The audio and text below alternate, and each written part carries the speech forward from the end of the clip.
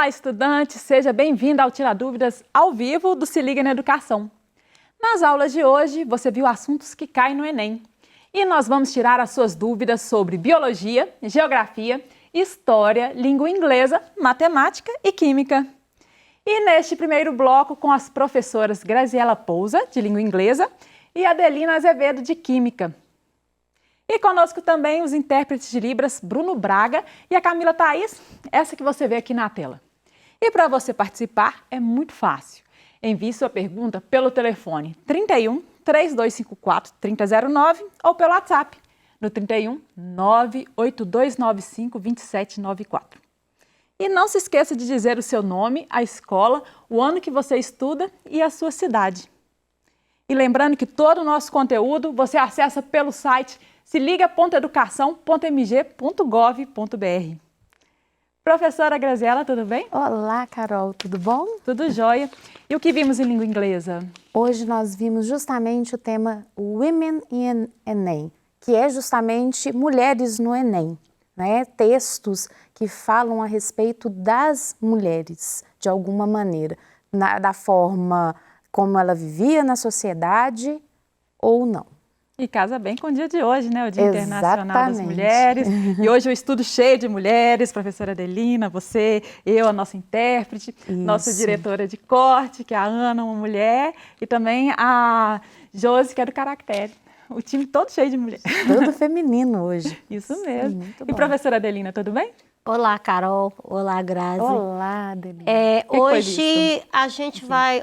Na aula de hoje foi sobre habilidade 8 do Enem. É sobre materiais e transformações, reações químicas. Ok. E essa semana nós publicamos uma enquete nova, uma enquete especial no YouTube. E queremos saber quais temas você tem mais vontade de aprender nas nossas aulas. Vamos dar uma olhadinha? O caminho é o youtube.com/redeminas. Você vai lá na aba Comunidade e vai ver a nossa enquete. Sobre qual desses assuntos você mais gostaria de aprender nas aulas do Se Liga na Educação? Letra A, linguagens, que é português, inglês, educação física e artes. Letra C, ciências humanas, sociologia, história, filosofia e geografia. Letra C, ciências da natureza, biologia, física e química. E letra D, matemática. Eu queria ver com as professoras, qual que vocês acham que o pessoal mais votou? Professora Adelina? Provavelmente linguagens e matemática, porque linguagem as pessoas têm muita dificuldade para o Enem, eles precisam de domínio da linguagem, de construir argumentos. Agora, pelo prazer, eu votaria em ciência, nos componentes curriculares de ciência da natureza. E você, professora Grazi, qual que você acha que deu aqui? Bem, eu, como sempre, vou puxar a sardinha e o tubarão para o meu lado. No caso, linguagens também. Principalmente a questão da língua portuguesa, porque, quer queira, quer não, para você poder fazer toda a interpretação das outras avaliações, você precisa ter um domínio do português. Caso contrário, não tem como você fazer a interpretação. É porque um dos domínios dos eixos cognitivos, do Enem é domínio da linguagem. E aí a linguagem pesa forte nessa hora. Eu acho que vocês estão certas. Vamos ver aqui? Olha só, linguagens mesmo, com 39% dos votos. Em segundo lugar, ciências humanas, sociologia, história, filosofia e geografia. Em terceiro, a matemática. E em quarto lugar, ciências da natureza. O pessoal está gostando de linguagens mesmo, igual vocês falaram. É importante para todas as matérias. Exatamente. Ok. Gente, hoje, dia 8 de março, é o Dia Internacional das Mulheres. Em um país como o Brasil, onde a desigualdade de gênero ainda é grande e traz prejuízos para toda a sociedade, essa data vem nos lembrar a importância da luta e da conscientização do direito de todas nós. E o Se Liga na Educação cumprimenta a todas as mulheres, em especial a você, mulher que nos assiste. Parabéns! E agora vamos tirar as dúvidas, professoras de hoje? Vamos. Eu vou começar com a professora Adelina. Vamos lá. Professora, como ter um bom desempenho na prova de Ciências da Natureza? Bom, então como ter um bom desempenho no Enem, né? Isso. Ó, primeiro, eu e Grazi, nós havíamos comentado agora, são os eixos cognitivos fundamentais. Desenvolvimento, domínio da linguagem, das linguagens, né? Conhecer fenômeno químico, os fenômenos da natureza, não químicos, os fenômenos naturais, né? Conhecer fenômenos, saber identificar situações, problemas, que mais? Saber construir argumentos e saber elaborar propostas para situações. Então, esses domínios você precisa ter. Como que é a sua capacidade de construir argumento? Como que é a sua capacidade de elaborar propostas para resolver situações ou para melhorar situações? Qual é o seu domínio de linguagens? O que você sabe da linguagem artística? O que você sabe de inglês? O que você sabe de espanhol? Né? Qual a sua habilidade em ler diferentes tipos de texto? É isso. Agora, especificamente na área de ciências da natureza. Bom, até tem uma listinha aqui, ó. Domínio da linguagem própria das ciências da natureza. Compreensão de fenômenos específicos da área de ciências da natureza, ter uma base sólida em matemática básica, você precisa de matemática básica, identificar informações relevantes nos textos bases, ter uma capacidade de leitura boa para você identificar o comando das questões. É isso. Agora vamos para a próxima pergunta, professora Grazi. No primeiro texto, a menção do modal verb should. Qual é a diferença entre ele e o modal verb must? Pois bem, em tradução, nenhum dos dois tem diferença. Ambos significam dever. Contudo, os modal verbs, eles têm usos diferenciados. O should, ele significa dever, ele vai indicar uma obrigação, mas uma obrigação moral, ou eu posso utilizar para dar um conselho. Já o must, ele pode ser utilizado para você fazer uma possível dedução e aí entra a obrigação também. Só que essa obrigação, ela é mais forte. E aí vem a questão do texto, porque o texto que apareceu, o modal verb should, ele justamente era um pôster com uma mulher, uma tarja branca na boca, né? E o texto estava ali. Women shouldn't vote, women shouldn't box. Por que foi utilizado justamente o should ao invés do must? Justamente para amenizar um pouco da situação. Porque quando eu utilizo o must, ali que não vai fazer alteração na tradução, eu estou informando que a mulher não deve fazer determinada coisa, ou seja, eu estou obrigando. E o should, ele entra como se fosse uma recomendação, alguma coisa mais leve, para não surtir aquele efeito de discriminação. Contudo, como foi falado na aula, o quadro inteiro ele é bem escuro, e aí vem uma tarja branca com um texto em preto e depois vem finalizando com um texto escrito em branco por conta do contraste branco e preto. Mas em contrapartida, ali é só para amenizar, ou seja, a mulher não deve brigar, a mulher não deve votar, a mulher não deve trabalhar, mas ali de uma maneira leve, ou seja, ela não vai fazer aquilo por uma obrigação moral e não por uma obrigação mais forte, ou seja, eu obrigo você a não fazer determinada coisa, determinada situação. Pergunta agora para a professora Adelina. Poderia explicar melhor o que são as competências e habilidades apresentadas na aula necessárias para o estudante se sair bem no Enem? Bom, a matriz de referência do Enem é um documento onde tem esses domínios que eu acabei de mencionar na pergunta anterior e tem também as habilidades, um conjunto de habilidades para cada área de conhecimento. A área de ciências da natureza são 30 habilidades e 8 competências. A área de ciências humanas são 6 competências, a área de linguagem 9 e assim vai.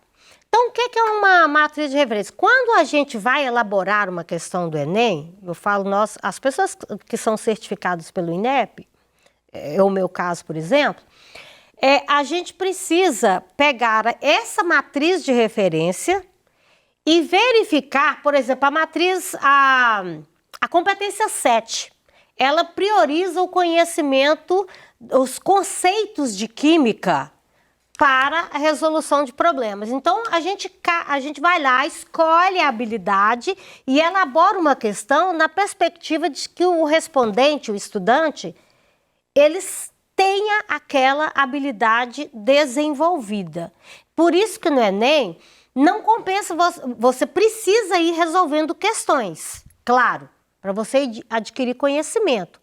Mas não funciona você só resolver questão, para você tentar resolver outra igual antigamente, quando a gente ia fazer uma prova de matemática, ou mesmo de qualquer conteúdo, o professor passava uma relação de exercício, você treinava para você resolver outros semelhantes quando caísse na prova. Isso não funciona mais para o ensino desenvolvido por habilidades e competências. Então, a primeira coisa que você tem que fazer é, os domínios que eu falei, você se pergunta qual a sua habilidade nisso e procurar desenvolver. E a outra, cada uma das aulas nossas do Enem, e as questões do Enem, cada uma avalia somente uma habilidade.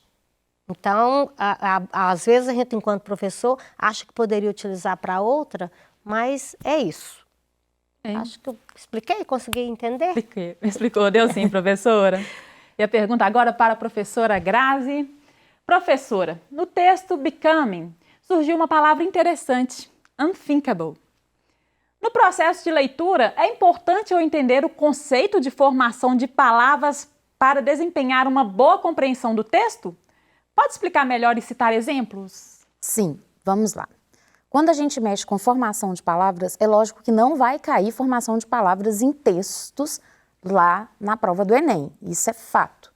Contudo, essa formação de palavras ela vai aparecer. No caso de unthinkable, é uma formação de palavras que, se eu souber o uso do prefixo e o do sufixo, pode facilitar na minha compreensão daquela palavra, porque às vezes eu só conheço uma. Aí eu vou ter que ir no quadro para poder mostrar isso para o pessoal.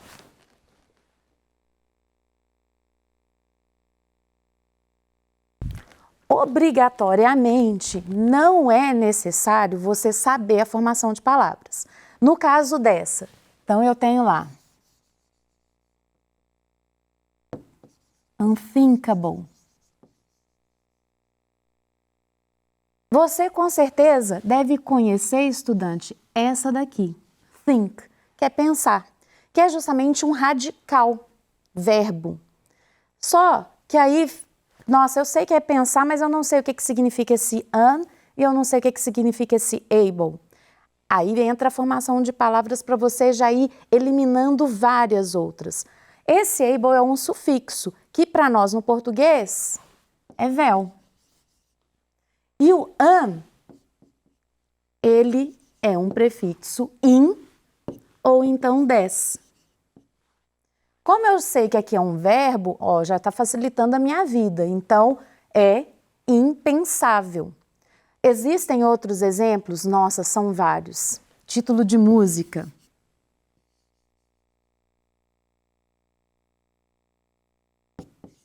Unforgettable. Que aí eu tenho forget, que é esquecer, inesquecível. Eu tenho uma que eu amo para poder falar porque ela é assim, ela é linda, né? Unbelievable.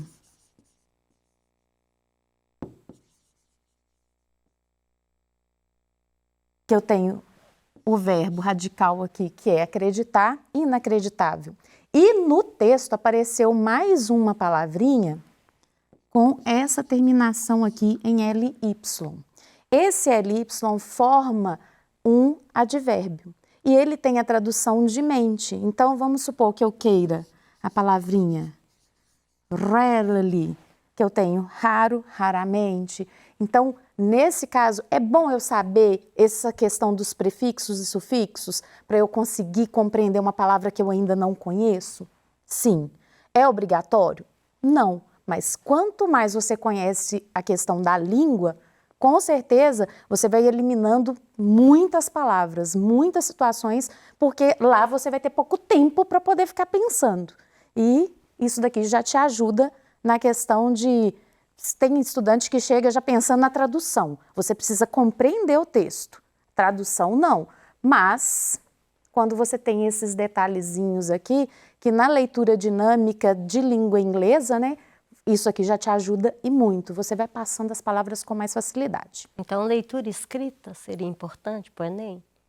A leitura escrita, eu falo quando a pessoa vai fazer uma prova de mestrado, né? E ela não tem a habilidade, o domínio na língua estrangeira, porque ela pode fazer a escolha. Nesse caso, ela vai precisar de fazer o quê? A leitura. Então, ela precisa ter uma leitura dinâmica. E, justamente, esses detalhezinhos aqui, eles aparecem naquela aula própria para a leitura das provas. Aí precisa conhecer a estrutura da língua. Precisa conhecer um pouco da estrutura da língua, sim, porque senão você pode ter um tropeço. E isso daqui te ajuda para fazer a leitura necessária. E ajuda muito. Obrigada, professora. Agora pergunta para a professora Adelina. Professora, poderia explicar os detalhes da prova do Enem? Como foi feito durante a aula? Sim, é porque é o seguinte, a prova do Enem, ela tem uma estrutura que é um texto, não é pretexto. Aquele texto, ele faz recorte nas informações que você vai precisar para resolver a questão. E depois ele tem o enunciado, ou comando da questão, que é onde orienta o que a questão quer que você faça, que o respondente faça. Esse comando ou é uma pergunta, que vai ter ponto de interrogação e você vai localizar a resposta, ou é uma frase que você vai completar, achar a alternativa que completa corretamente aquela afirmativa. Então, e depois as opções de respostas, né? Que existe um gabarito, que é a resposta correta, e o resto são distratores, que são as possíveis respostas para a pessoa que ainda não desenvolveu aquela habilidade completamente. Essa é a estrutura. Então, por que eu estou reforçando isso? Porque antigamente, quando a gente fazia prova de vestibular, talvez não seja da época da Carol, era um tal de quando você estava estudando para o vestibular, falar com a gente assim, ó, não gaste tempo lendo o texto, ou vai por eliminação. Isso aí não funciona no Enem. Uma outra questão, você pode tentar ir por eliminação, mas não funciona. É fundamental você ler o texto, porque o texto é onde vai te dar suporte, a gente chama de texto base. É onde você vai encontrar o suporte para você fazer o que te manda no comando. Importante, né? Muita gente pula essa parte com muita atenção. Não né? pode. Professora Grazi, perguntinha aqui. Teacher, percebi nos textos algumas frases que continham a palavra as, como em a black woman as first lady e as well as definition and aesthetic. Os usos são diferentes nesses casos? Por quê? Então, eles são diferentes sim. O primeiro as, ele vai ter a tradução de como, ou seja, ele vai dar uma comparação. No caso da frase, a black woman as first lady. Uma mulher negra como a primeira dama. No caso aqui foi o texto Becoming, que fala justamente do livro escrito pela ex-primeira dama Michelle Obama.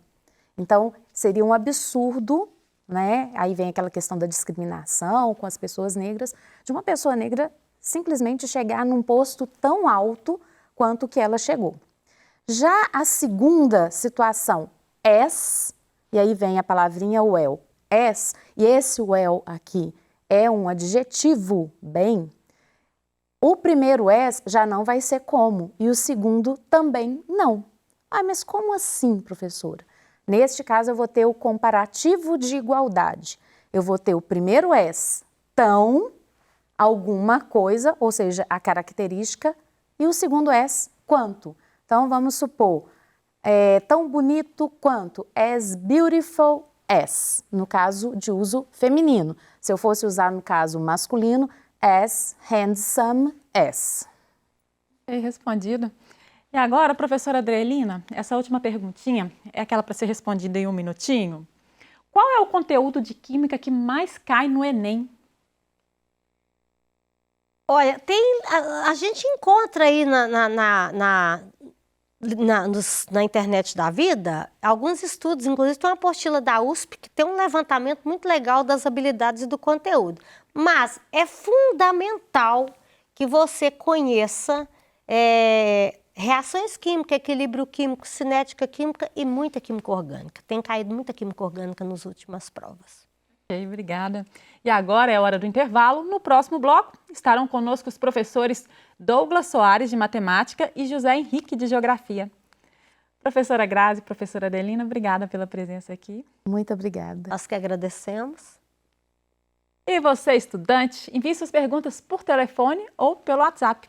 O Tira Dúvidas volta daqui a pouquinho. Até já!